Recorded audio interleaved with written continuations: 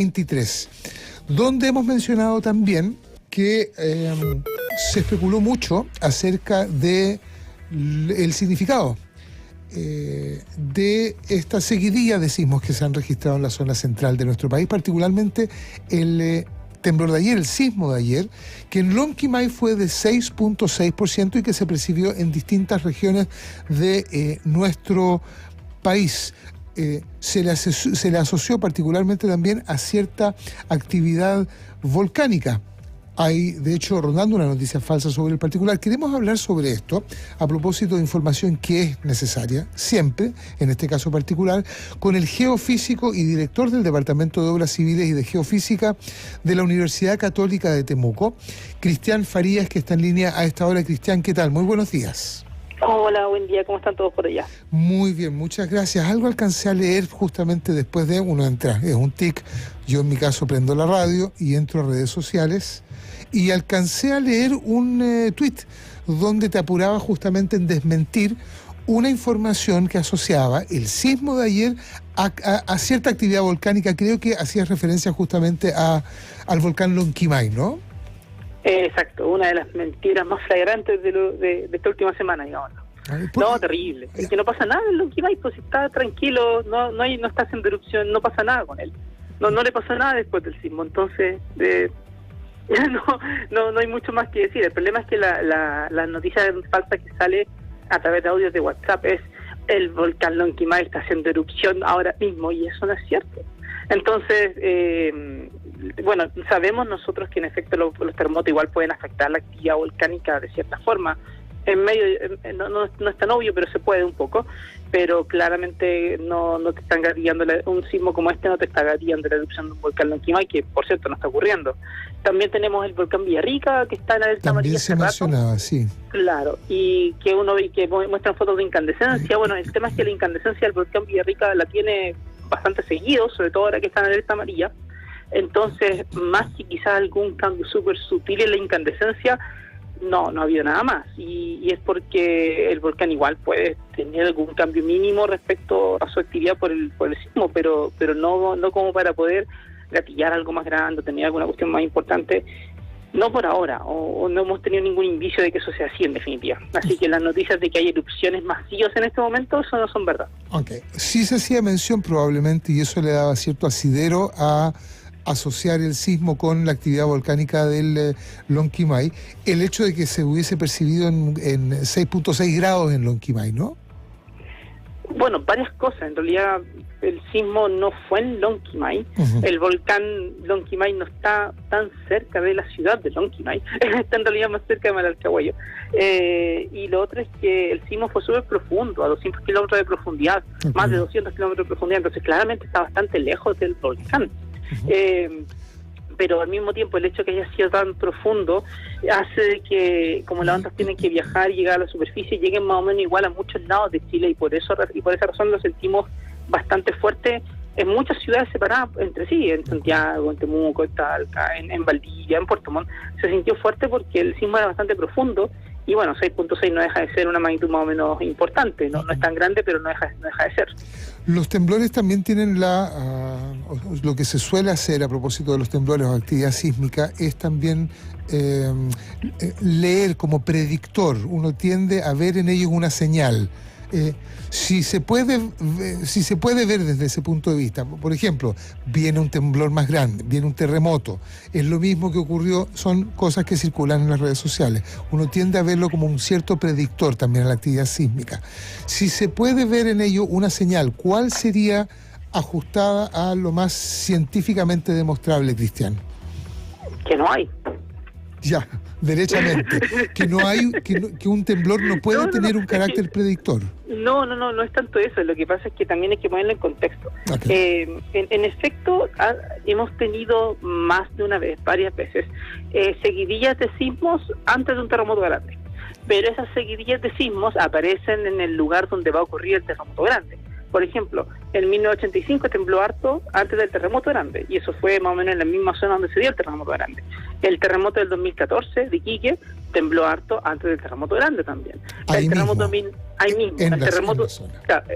1960 tuvo un sismo de magnitud 8 el día anterior más o menos en la zona norte de donde se terminó generando después del terremoto. Entonces, a veces tenemos estas secuencias precursoras. Lamentablemente nos damos cuenta de que son precursores una vez que ya tuvimos el terremoto grande.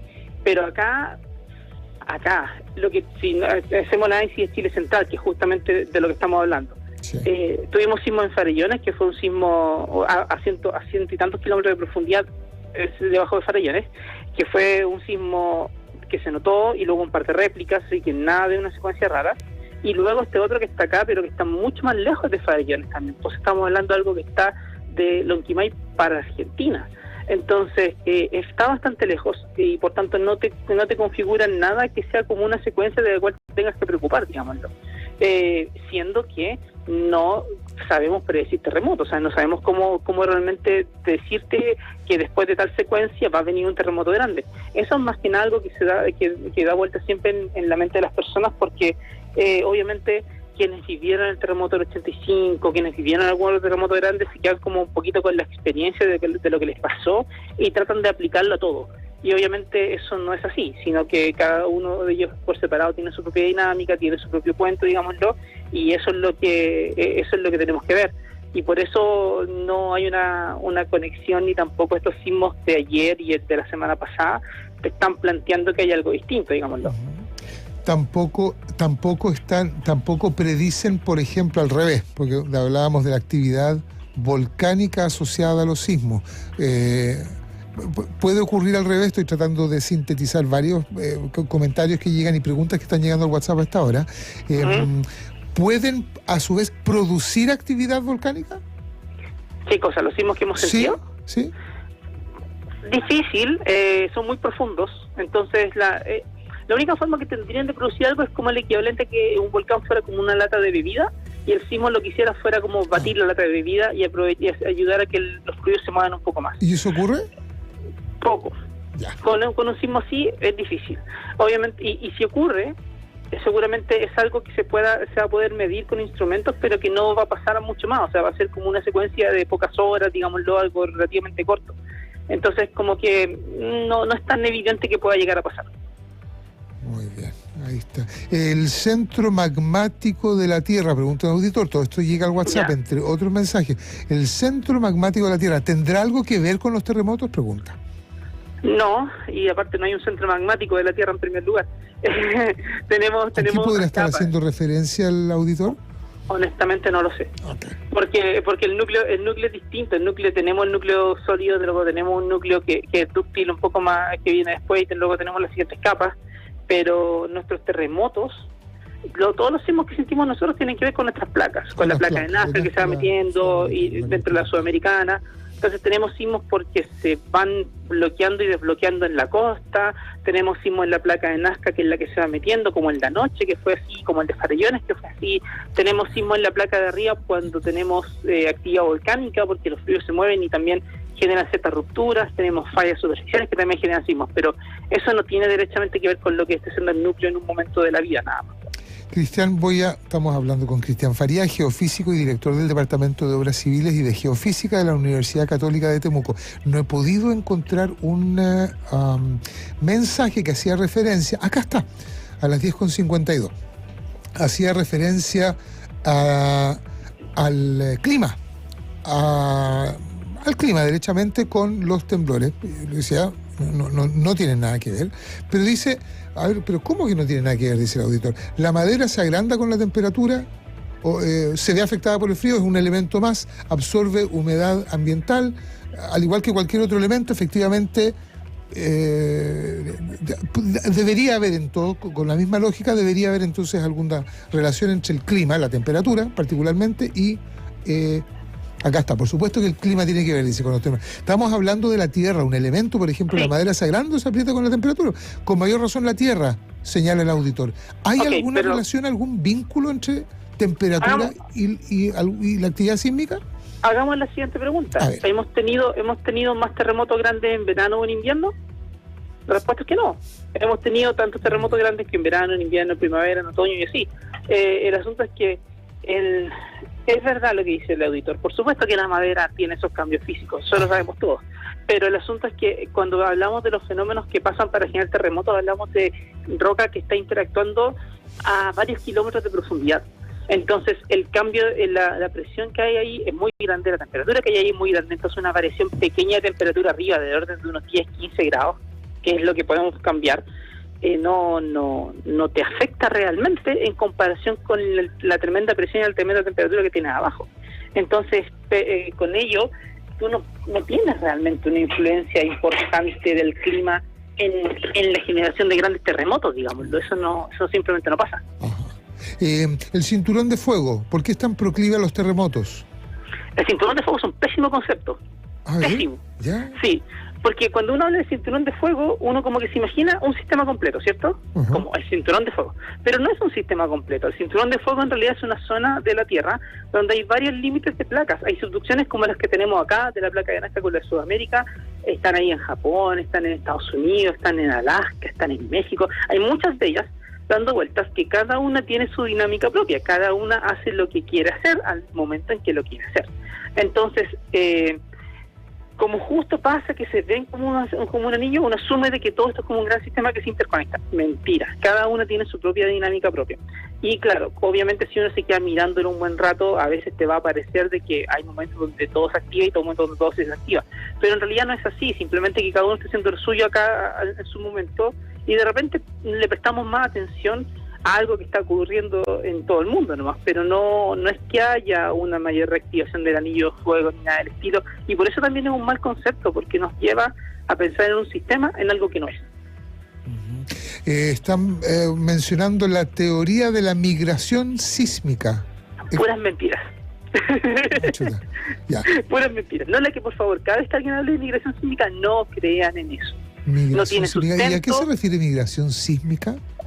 Es una idea de que de pronto ocurre un sismo en un lugar y eso hace migrar energía a otro, y entonces pues, tú puedes tener un terremoto en 3 lugares del mundo en particular después, y que después cuando ocurre en otro lado se lleva a que va a tener sismo en otros 3 lugares después, y que en alguno de esos ocurre.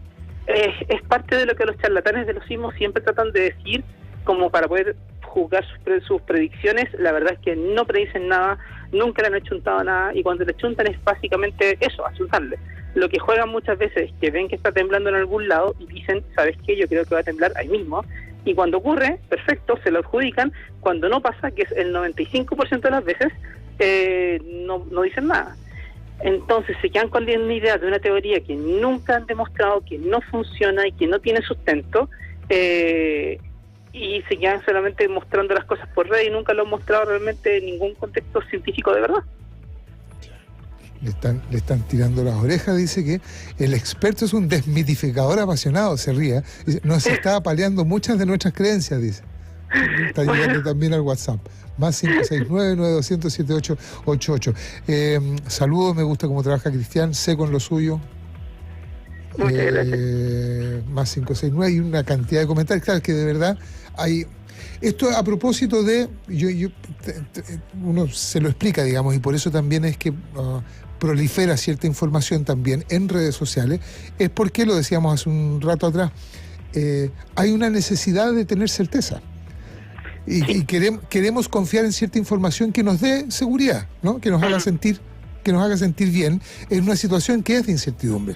Entonces, por eso nos parece que es importante responder a algunas de las preguntas y comentarios también que llegan al WhatsApp a esta hora. Por ejemplo, mira, ¿la luna influye en algo? No.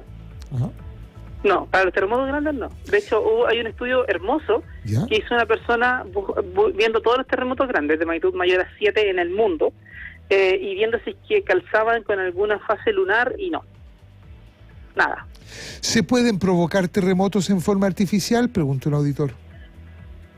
De nuevo volvemos con un poquito la idea de qué quieres entender por eso. Claramente, si es que yo genero, por ejemplo, inyección de fluido a alta presión en una zona de falla, puedes tener sismos pequeños, puedes tener un sismo magnitud 2, 3 o algo por el estilo, pero no más que eso, es algo pequeño. A veces hay sismos por fracking que son un poquito más grandes, pero si hablamos de los sismos grandes, estas cosas que realmente nos mueven, los que nos preocupan, no hay forma de generarlos. Y también es una idea que siempre da vueltas como media conspiranoica de que el gobierno de Estados Unidos tiene unas antenas con las cuales provoca terremotos, y no vio ninguna evidencia de eso, y la verdad es que es una mentira, ¿no?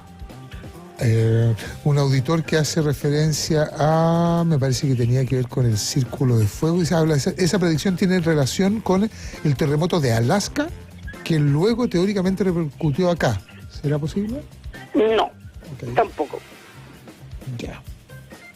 Listo. Es que lo que pasa es que a veces pasan estas cosas, no sé, pues, por ejemplo, vemos que el terremoto de Haití ocurrió en el 2010, en enero del 2010, y luego tuvimos el terremoto del Maule del 2010 en febrero. Entonces, como que la gente dice, sí, pues el terremoto de Haití produjo el terremoto del Maule. No, cada uno ocurrió a su propio ritmo, en definitiva. Ya. Se fueron a las pailas todas nuestras creencias. Pero sabes, es lo que tú dices. Nosotros necesitamos como encontrar algún rasgo de certidumbre ante cosas que no tenemos certidumbre. Entonces resulta que ahí inventamos cualquier cosa que nos haga sentir bien, porque nos gustan las explicaciones simples, y la verdad es que muchas veces las explicaciones no son tan simples, y no nos gusta cuando nos dicen algo que no es tan sencillo. Cristian, muchas gracias por haber conversado con nosotros, por darte este tiempo también, de también responder algunos de los comentarios que están llegando aquí, que siguen llegando al WhatsApp, más 569-907-8888. Muchísimas gracias por haber respondido el llamado a la radio, Cristian. Que tengas una buena semana. Que tengan un muy buen día por allá. Igualmente. Cristian Farías es geofísico y director del Departamento de Obras Civiles y de Geofísica de la Universidad Católica de